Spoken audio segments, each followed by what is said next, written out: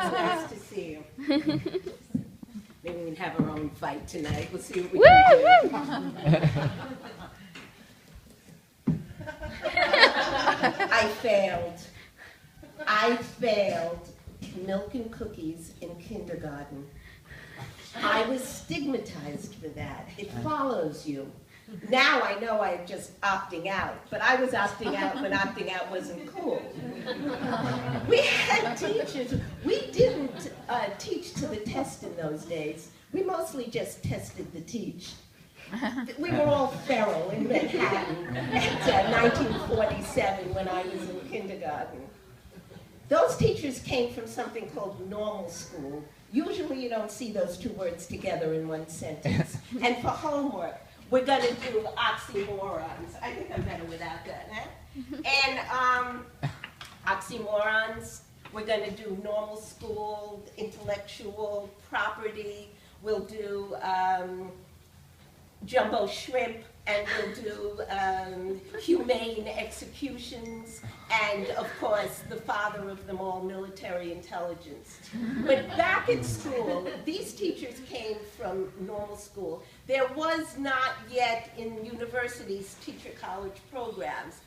These guys were all named Miss for some reason. Later on, we had teachers that were married, but when I started, they were all misunderstood, Miss Virginia, misinformed, and their one dedication in life was to get us closer to God. Now, this was public school, and they felt like one child at a time until they came to me. Now, the nation was not under God at that point. It took a pen stroke from President Dwight D. Eisenhower to slide the nation under God. He didn't have any pen ink left to get liberty and justice for all, but he got the nation under. But that would be in the future. So I'm still the one child, no child left behind, but it was God that they were interested in. And before every occasion, we were supposed to say, God is a supreme being. Well, I am a lifelong atheist. I come from a long line of lifelong atheists. I'd never heard it before, but I wanted to try. I failed milk and cookies, by the way, and I'll tell you how that was. I had used my milk money to invest. Nothing on the report card in investment, just milk and cookies F.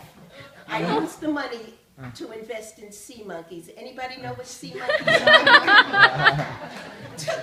Took me 5 weeks, a nickel a day. The teacher would come, Joan, she called me, where's the milk money? And you could now supposed to hear the sound of clink, clink, which is the sound of prison doors. It's a fast track I was to a felony. Clink, clink, you're supposed to hear. This is the prison doors closing, and then you hear swish, clink, clink, and that's, they're going to throw away the keys, Joan. They're going to throw away the keys. And sea monkeys is really how we teach children in America that capitalism is fucked up.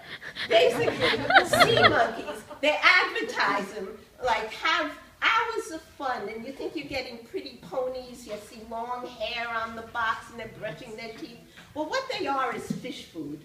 Ask my fish, because I dumped the whole thing in, and the fish ate them all in a minute. They're like plankton. Where's Michelle? Is that what they are? Plankton or krill?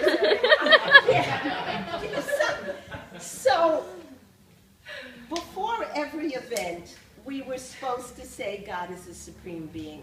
And I wanted to, and I tried to. Now, you have to imagine me in kindergarten. I'm the size of a cricket. So my speaking out would have to be, I was sort of a cricket bandito, actually, but nevertheless the size. And I'm saying what I thought they said, and all of a sudden, Miss Virginia, it's got me by the ear. And I may be only 5, but I know this is probably not how you travel when you go into an award ceremony. To the principal's office, you tell her what you said, you just tell her what you said, and I'm like, what? And I've been elected to say, God is a string bean. And then you just have to to imagine now, clink, clink, swish, clink. Yeah. The phone rings. My mother picks it up. Ma, it's me. Who is this? My mother said. She has one daughter. It's me. Ma, who's it going to be? So, Ma, I said, I'm in the 99th percentile. I got the highest mark in the county on the nursing boards. Did I tell you 35 years later? So I did not get to be a felon, but I really did get ahead. And not before I did learn the lesson that the wages of sin are summer school. But I made it through. I didn't say I didn't believe in miracles, because it was kind of a miracle that I got out of PS 165, but there was a miracle in Saugerties. I just said I didn't believe it. There was a miracle in Saugerties. The other day, a tree fell on my red Ford Focus, and it fell right on the driver's side, right in the windshield, and across the hood. And I was going to drive it back. You know, when something just out of the ordinary comes, you don't want to really acknowledge it. I was going to drive home. I opened the door, and I was wearing the windshield. Luckily, Amy came by, and she called the police, and he comes by, and he says to me, "This is an act of God." Wow! This is terrific, Amy's Ma. Come on. The guy is just trying to do his job. I go home and I call Geico. They're marvelous people, Geico. The woman says to me, "Well, this is an act of God." I'm like, 2 people in one day, gotta be. And you know, when you write comedy, a bad day is good for material. So I'm like, so I tell her, you know, it's an act of God. She says yes. When there's a natural event, we call it an act of God. I'm saying, so does that mean when there's an act of God, we call it a natural event? No, she says it doesn't work that way. It just goes Well, it really was an act of God because Geico, bless them, spent $4,000 in my Ford's perfect shape. I drove by that spot. I don't park there anymore. I mean, God revealed himself in the municipal parking lot. I went by there the other day, and there's a blue bathtub with a white kind of religious figurine. I went up close to look, and there it says, Our Lady of the Peeling Ceiling. So right here in Saugerties Miracle. I know that it's fight night, but I want to talk 1 minute about Baltimore. We're not in Baltimore, but that doesn't mean we can't have a conversation, guys. I want to say how easy it is, and let's just reflect on it for 1 minute, to screw up when you're white. I mean, basically, it is so convenient to be white when you have fucked up. You get a parking ticket, you don't think the officer is giving you your last rights when you're white. You just think you're getting a parking ticket. All this racism and no racists. I'm not a racist, I'm not a racist. Meanwhile, how does that occur? I'll say no more. That's all I'm gonna say.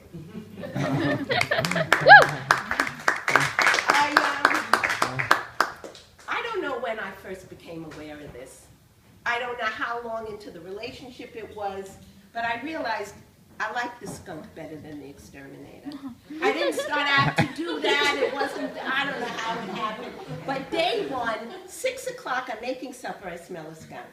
Day 2, 6 o'clock, I smell a skunk. This time, I didn't just smell it. I kind of read it. It said, I'm home, and then a big punctuation mark. And I did call the exterminator, and he did come over, and he baited the have a heart trap, and I got the idea he was baiting me as well. Said something, I'm not sure I started the conversation. Amy is sitting here, she'll say, Ma, you probably started it. No. But he was telling me how contemptuous it is, women on food stamps and welfare. And I'm like, you know, the skunk only smells bad. This guy's politics really stink. Suddenly I'm calling the skunk Rocco, and I'm rooting for this skunk. That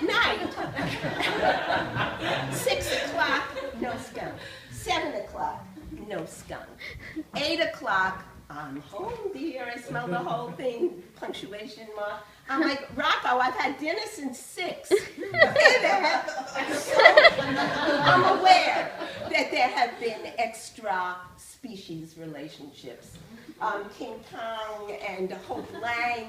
I'm a number with Roosevelt. 6 years, is it, Danny? Yeah. 6 years I've been going with Roosevelt. Bruce Jenner and the Kardashians. There's history for this. I knew, really, that night, I heard the trap get sprung. I heard it click, click, and I heard it get... I went down, I was going to let him go. I was like thinking, I'm going to let him go. He could have silver hair and blue eyes. He could have a black hair. I don't know if he's going to look like Alexis or like Paul Newman. I'm like, I'm ready. You know, there's history and I'm ready. And into my arms, jumps and starts licking my face and purring. Now, aware that this is my neighbor Ruth's red cat. It's not at all. Did I assign homework yet? We're going to do homework. Did I miss homework? No, because I said oxymorons. Let's get them.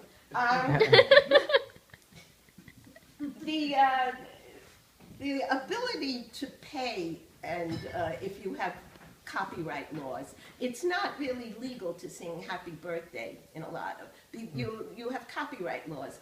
And we want artists to be protected, but copyright protects publicists.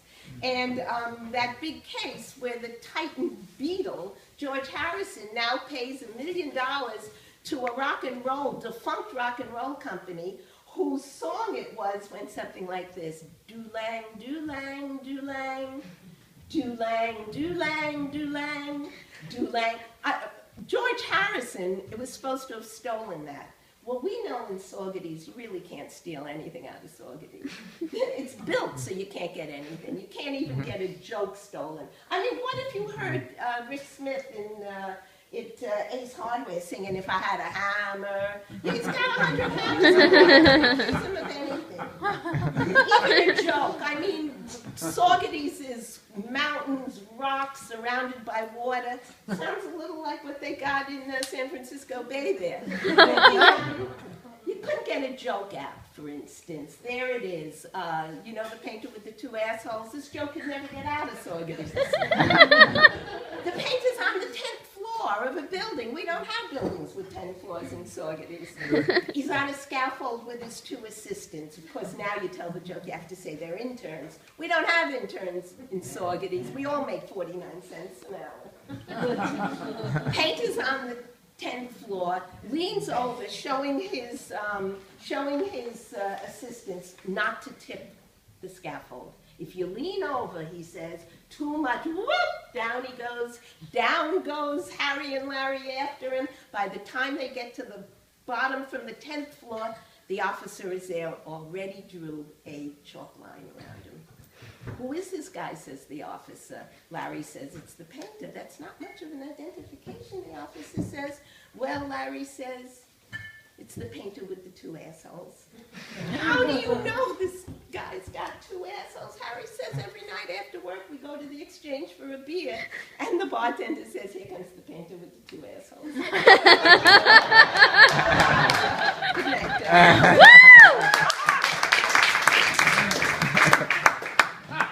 I follow Louis C.K. You follow Louis C.K., don't you? You don't? Louis C.K. says that it takes about 10 years to build a really good stand-up routine. In 10 years, darlings, I'm going to be 83. If I can stand up, it's going to be really good.